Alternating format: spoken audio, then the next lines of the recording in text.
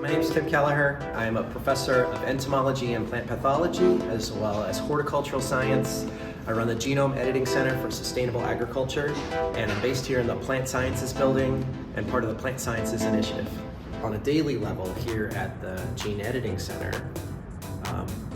we apply some of the latest advancements and innovations in genomics, in understanding how plants interact with their environment, to be able to provide plants with the ability to grow strongly and healthy without having to baby them, without having to have farmers pay a lot of money to spray chemicals to protect them.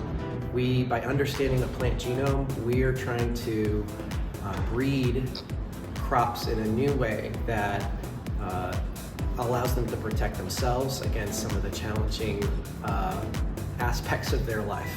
The foundational grant that started the Genome Editing Center was absolutely essential. We couldn't have done anything in the first 6 months without it, and philanthropy is what's going to keep us going into the future. Philanthropic gifts can really make sure that when we run a project, we do it correctly and we actually solve the problem the first time.